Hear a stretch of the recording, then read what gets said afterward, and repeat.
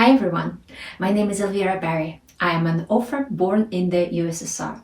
Today I'm diving into how a socialist system wraps people's attitudes toward money and how the echoes of these mental shifts can ruin lives for generations to come.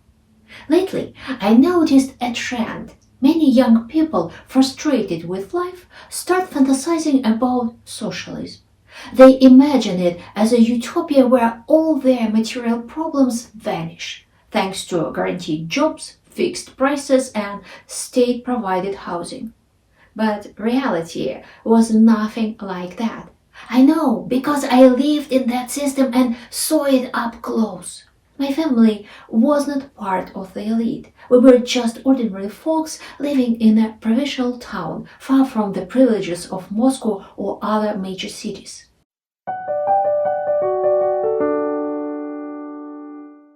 Soviet citizens had a complicated relationship with money. It was an endless exercise in doublethink.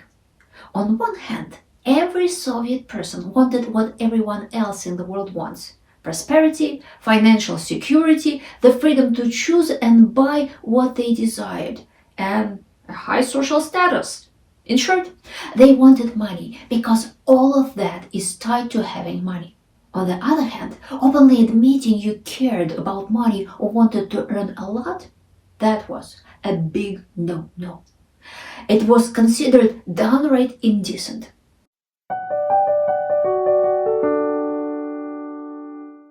The Soviet government's narrative about money didn't appear in a vacuum.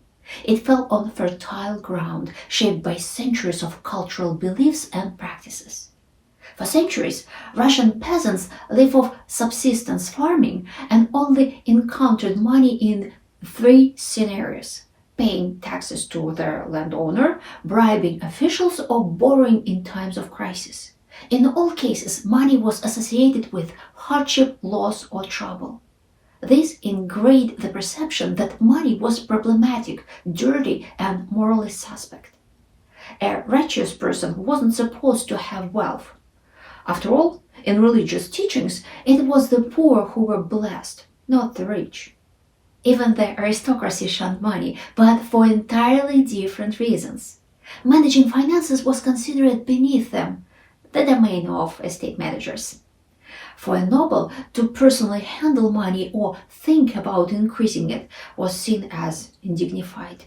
Nobles were expected to display generosity, hospitality, and a grandeur that would leave their neighbors in awe.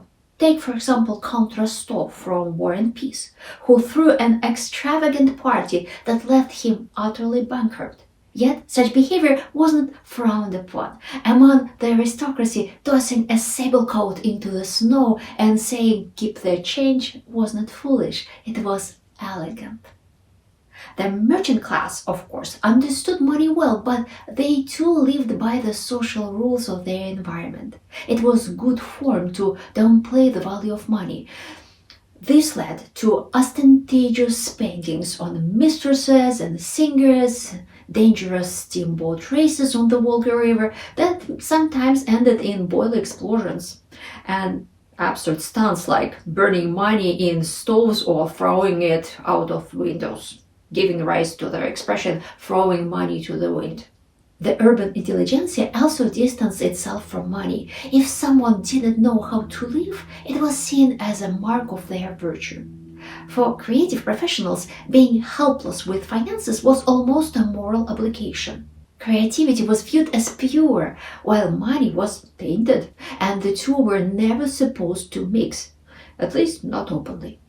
When the famous opera singer Fyodor Shalyapin once remarked, "Only birds sing for free," he was publicly condemned by virtually everyone. Inaptitude with money was celebrated as a virtue and even elevated to a national characteristic.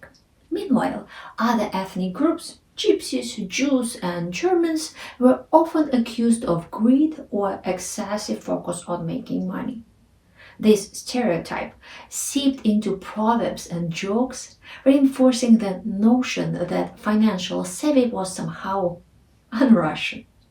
Now, contrast this with Protestant ethics, which view money as one of God's gifts. something to be managed wisely and responsibly.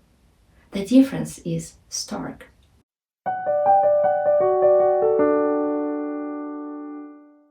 The Bolsheviks were people who understood virtually nothing about money. They were professional revolutionaries whose lives revolved around writing articles and proclamations, evading the Tsarist police and stoically enduring exile or hard labor. When it came to economics, they relied on Karl Marx, who had brilliantly analyzed the plight of mid-19th century English workers, but left no practical guidance on how to build socialism in an agrarian Russia devastated by wars, epidemics, and mass immigration. After the 1917 revolution, the Bolsheviks dreamed of abolishing money altogether, convinced that all evil stemmed from its existence. However, they quickly discovered that running a government or maintaining an army without money was impossible. Facing a severe cash shortage, the Bolsheviks acted decisively. They confiscated all bank deposits and declared they wouldn't repay the Tsar's debt owed to foreign banks. Why hold back? According to their ideology, capitalism would soon vanish and the entire world would become a unified Soviet state anyway. But this bold move backfired spectacularly. The economy ground to a halt, private trade went underground, and a black market flourished where goods were bought and sold using anything of value, from bottles of vodka to foreign currency. As famine loomed, the Soviet government was forced to retreat from its ideals and introduced the new economic policy, NEP. For a few years, Soviet citizens were allowed to engage in trade and own small private businesses. This policy staved off mass starvation, but brought about unintended consequence. A new class of individuals emerged who possessed resources and weren't dependent on the state. And here lay the problem.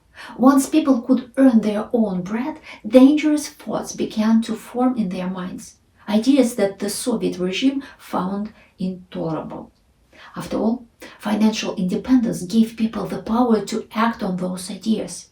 It was a threat the government was not willing to endure.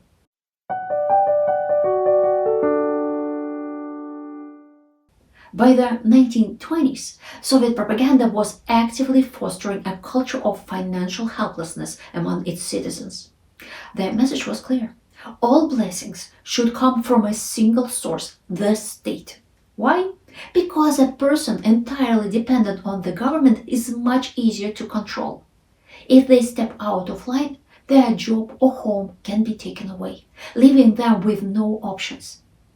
The idea that only bad people are interested in money was hammered into the public consciousness. Foreign capitalists, speculators, and swindlers were painted as greedy villains. This messaging started early. Children's books consistently portrayed wealthy characters as negative figures and the poor as virtuous heroes. Wealth, greed, and betrayal were depicted as inseparable traits.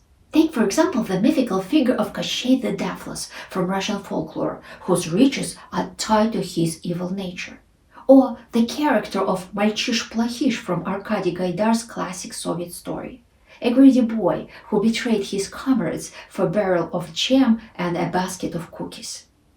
The devil figure in Soviet ideology was the capitalist, caricatured as a greedy bourgeoisie. Even into the late 20th century, Soviet media depicted these villains in the likeness of American industrial magnates, most notably the Rothschilds, Rockefellers, and Vanderbilts. Soviet citizens knew little about these families, let alone their individual figures within them, but they were fed a singular narrative. These were evil people, practically vampires, who amassed their wealth by sucking the lifeblood of ordinary folk. The notion that wealth could be created through innovation, organization, or managerial skill was never acknowledged. The idea that a person could build something valuable, something that wouldn't exist without their vision and efforts, was entirely absent from Soviet discourse. Similarly, the fact that much of America's social, medical, and educational infrastructure was funded by wealthy philanthropists was conveniently omitted. Such a reality didn't fit the Soviet worldview and therefore couldn't possibly exist.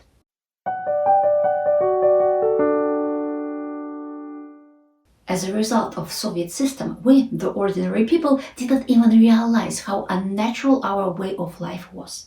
My grandmother Diana was absolutely convinced she lived like a lady. This despite the fact that her house had no running water, was heated with firewood, and had a pea toilet. She lived in a town of 25,000 people, worked as a deputy school principal, and her husband was the director of the town's main enterprise, a wood processing plant. Of course, by any standard, this was poverty. But we didn't see it that way because we had nothing to compare it to. Nobody we knew belonged to the party elite or traveled abroad. As a child, I never saw a sum of money larger than 200 rubles. That was my father's monthly salary as a design engineer. At the official exchange rate, that was roughly $330 a month. My mother earned 75 rubles, or about $125. We were solidly middle class by Soviet standards. In rural areas, peasants didn't see actual money until the 1960s. When Stalin's industrialization began, anything of value owned by peasants were seized for collective farms. The peasants themselves worked for work days, which were check marks on a ledger indicating they had worked. It was essentially serfdom under a new name, mirroring the feudal obligations of the past. This system disappeared alongside the villages themselves as younger generations migrated to cities and older population aged out of the workforce.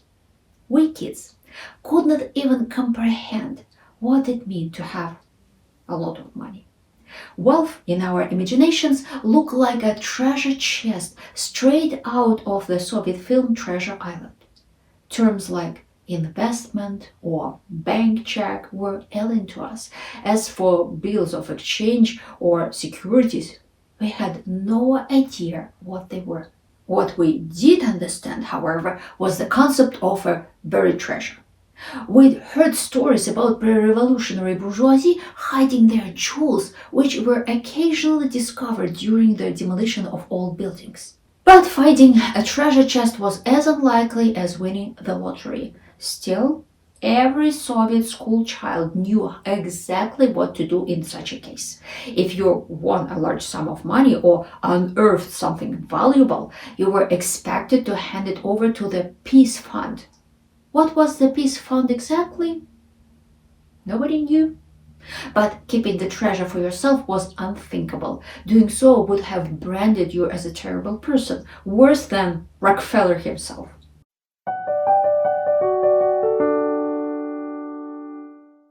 In the USSR, wealth existed, but it was not measured by money. It was defined by what you actually had and could use. Additionally, there was a strict divide between acceptable and unacceptable wealth. Acceptable wealth was something you displayed to friends, colleagues, and family to signal that you were a resourceful person worth knowing. Owning something rare or valuable meant being well connected, and those connections were seen as valuable assets. However, flaunting wealth in public or around strangers, people who couldn't benefit from your connections, provoked irritation, judgment, or even punishment. For example, in the 1960s, wearing foreign-made skinny pants or a flashy tie could get you stopped by patrols. They might cut your pants or ruin your tie outright, and you would be labeled the troublemaker, not them. If you owned fashionable clothes, you were expected to show them off only in private settings, like a birthday party or a New Year's celebration. Wearing them in public just to show off made you your own worst enemy. Wealth earned through merit, like being an opera singer or pilot, was deemed acceptable. For such accomplishments, you might be rewarded with prestigious apartment in central Moscow or a dacha, a summer house near the city. Vacationing on the Black Sea was another coveted status symbol, but it was far from accessible to everyone. Plane or train tickets were hard to come by, and lodging presented its own challenges. If you had friends willing to host you unofficially, you were in luck. Otherwise, you might live in a tent, cook on a campfire, and go to the bathroom in the bushes. The sign of ultimate prestige was a state-sponsored vacation package. With the right connections, you could get a spot at a resort and enjoy the full seaside experience. But for most Soviet citizens, the sea was a distant dream seen only in movies. My family, for instance, never went to the Black Sea. It simply wasn't possible. The creme de la creme was a trip to Bulgaria's seaside resorts, an actual foreign country. The pinnacle of prestige, however, was a cruise on the Baltic or Mediterranean seas reserved for those deeply entrenched in the good graces of the state. Certain foods, like smoked sausage, oranges, and premium alcohol, were also signs of wealth, as were high-quality furniture and toys. Importantly, the best items weren't Soviet-made. Goods from Czechoslovakia, Poland, or ideally East Germany were prized. To give you an idea, I had a German doll with sideways glancing eyes and a lacy head. I don't know where my parents managed to get her, but she was a status symbol, and I called her my German doll.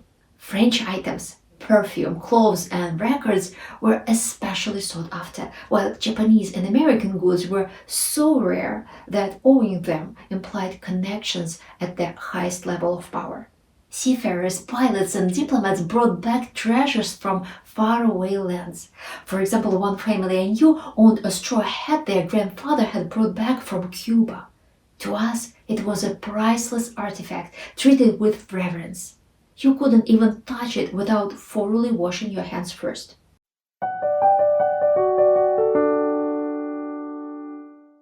Having money in the Soviet Union didn't mean you could buy whatever you wanted. In many cases, the things you needed simply weren't available. Take my childhood, for example. Quality meat was never on store shelves. Household appliances were scarce, and decent clothing was almost impossible to find. I vividly remember trying to buy pencils before the school year started. Despite visiting every nearby store, there were none to be found. The scarcity extended to nearly everything, with the exception of the most basic food items. My grandmother, however, often scolded us kids for complaining. After the war, she said, stores were completely empty and her salary could barely buy 2 loaves of bread at the market. Back then, the entire army and all government workers survived on rations provided by their jobs. Compared to those times, the early 1980s, with no ration cards, seemed like luxury to her.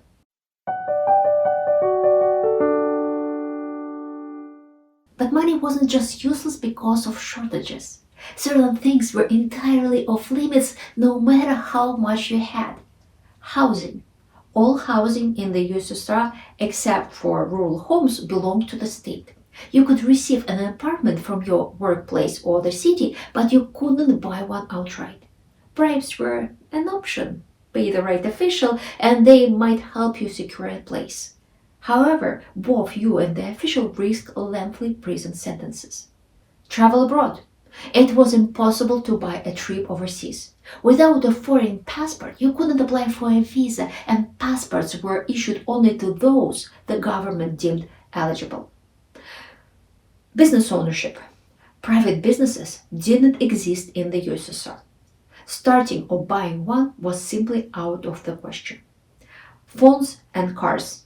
You couldn't pay to have a telephone installed in your apartment. You had to join a waiting list that stretched for years. The same applied to cars. Owning one required patience, not just money. Infrastructure. Building a road or connecting utilities to your dacha was not something you could do on your own. Every such project required special permission from the authorities.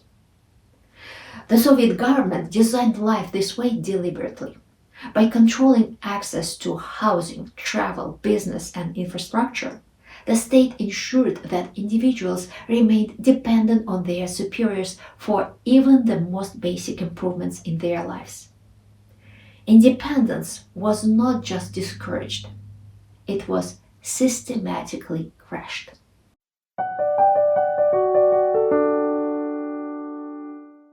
For the average Soviet citizen, survival meant living paycheck to paycheck. Salaries were distributed twice a month and set by the central government in Moscow. Occasionally, you might receive a bonus or a celebratory gift box with groceries, but that was the exception. Women earned less than men, and in a bizarre twist of socialist ideology, manual laborers often earned more than engineers. The official reasoning was that workers were the ruling class and held power in the country. Of course, in reality, power rested with bureaucrats, but you couldn't exactly plaster "glory to the bureaucratic class" on red banner, so everyone pretended workers were in charge. Wages were almost entirely spent on food, clothing, and basic necessities. Beyond that, the government constantly pressured citizens to pay membership fees for organizations like Friends of Children, Him, a military patriotic society, or the Peace Fund. When the state was strapped for cash, people were forced to buy government bonds. Refusing wasn't an option. Non-compliance could cost you your job. This practice was especially rampant during Stalin's industrialization campaigns. As a result, salaries were never enough. Borrowing money was common, but not from banks. Those didn't offer personal loans. Instead, people borrowed from friends, neighbors, or relatives, always interest-free.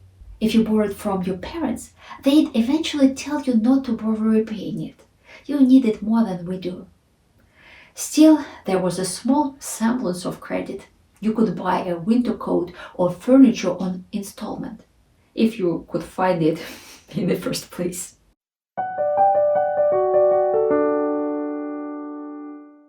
Under Stalin, the average Soviet citizen was either desperately poor and grateful for a lump of sugar, or lived off state privileges as a high-ranking official or a favored specialist.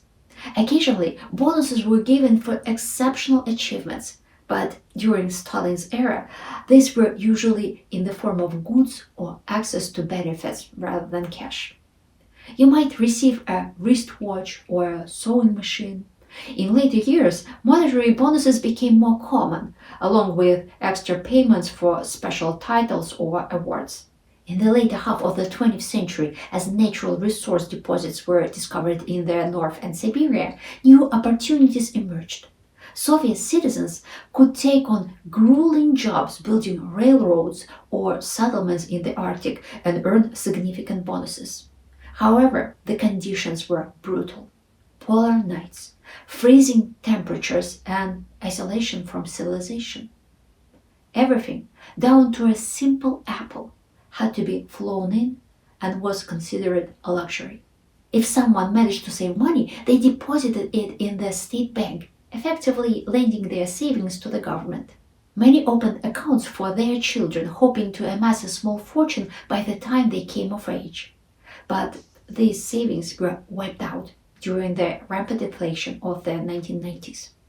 Despite strict prohibitions, unofficial entrepreneurship thrived in the USSR.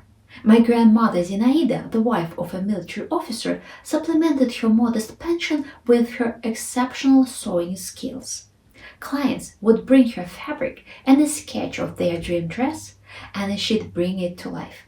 My friend's mother had a knitting machine and made beautiful sweaters to order. She also bred a Persian cat and charged for mating services. The Soviet Union also had a robust black market, underground manufacturing, and smuggling operations. But that's a story for another day. If you are curious, make sure to subscribe.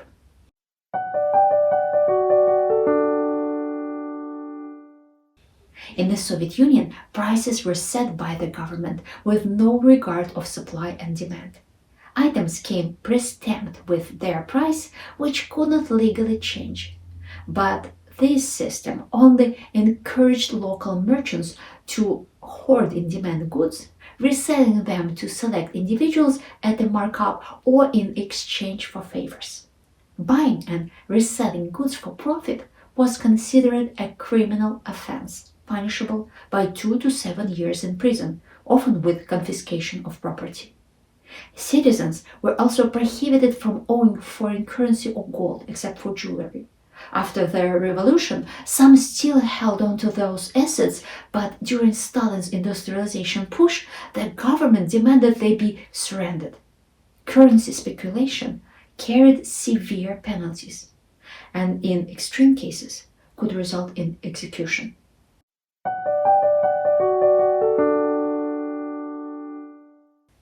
By the time the USSR collapsed, most citizens had no idea how to function in a market economy. The Soviet government essentially forced its people to remain in a state of perpetual artificial childhood. Money wasn't earned. It was doled out like an allowance. Earning income without state approval was forbidden. The Soviet system divided citizens into favored and unfavored children. If you were unfavored, escape wasn't an option. You couldn't simply strike out on your own. The only exception was for Jewish citizens, who were allowed to immigrate starting in the 1970s due to special agreements between the USSR and the United States. For everyone else, life was governed by beliefs captured in popular Russian proverbs. What you want doesn't matter. You'll stop wanting soon enough. Righteous labor won't earn you a stone palace. Money is like stones, a heavy burden on the soul. Sell your soul to hell and you'll be rich. Even if you understand what is going on intellectually, rewiring what's ingrained in you from childhood is incredibly hard. For instance, my mom still feels deeply uncomfortable selling things she no longer needs. She's ashamed because it feels like profiteering, which was considered deeply immoral in the Soviet times. I had to overcome similar hurdles myself. When I first started promoting my books, courses, or lectures, it felt like I was doing something wrong. But I've come a long way, and here's me taking another deep breath and saying it out loud.